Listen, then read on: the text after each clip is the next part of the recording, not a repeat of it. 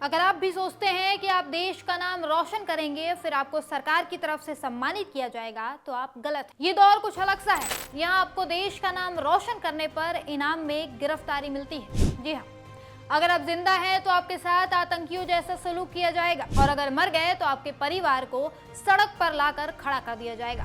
उनके सर से छत छीन ली जाएगी क्योंकि मोदी है तो सब मुमकिन है। दरअसल वाराणसी में योगी सरकार ने एक साथ कई मकानों पर बुलडोजर चला दिया है सड़क चौड़ीकरण के नाम पर। लेकिन इन मकानों में एक मकान आम नहीं था। ये था हॉकी के जादूगर पद्मश्री विजेता मोहम्मद शाहिद का पैतृक घर। जी हाँ, उसी शाहिद का जिन्होंने 1980 के मॉस्को ओलंपिक में भारत को गोल्ड मेडल दिलाया।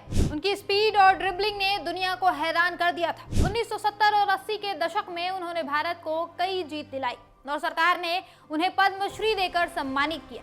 लेकिन 2016 में किडनी की बीमारी से उनका निधन हो गया और आज उनके घर को रोड चौड़ीकरण के नाम पर तोड़ दिया गया।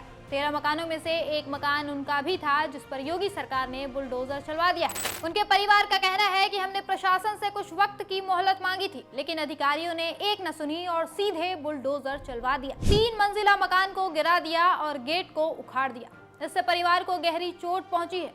ये सिर्फ एक घर का तोड़फोड़ नहीं बल्कि देश का अपमान है। मोहम्मद शाहिद जैसे खिलाड़ी ने अपना सब कुछ देश के नाम किया।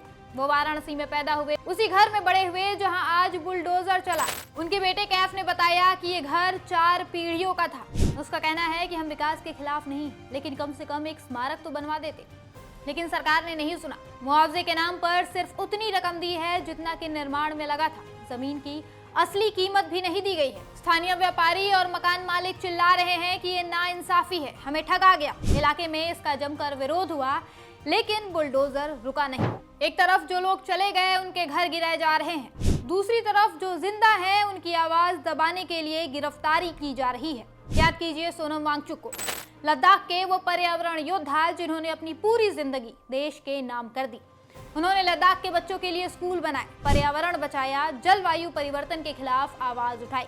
2019 में जब मोदी सरकार ने आर्टिकल 370 हटाया, लद्दाख को यूनियन टेरिटरी बनाया तो सोनम ने इसका स्वागत किया, मोदी सरकार की तारीफ तक। लेकिन जैसे ही उन्होंने अपना हक मांगा तो देशद्रोही हो गए। उनकी मांगे क्या थी? राज्य का दर्जा, 6ठी अनुसूची, जिससे उनकी जमीन बच सके, उनका कल्चर बच सके। उन्होंने सालों से शांतिपूर्ण आंदोलन चलाया, भूख हड़ताल की, वो दिल्ली तक पैदल चलकर आए।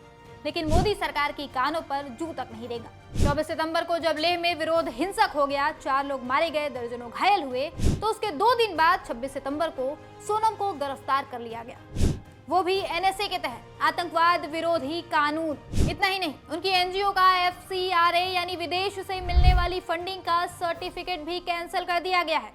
उन पर आरोप लगाया गया कि उन्होंने ही लेह में हिंसा भड़काई, लोगों को उकसाया।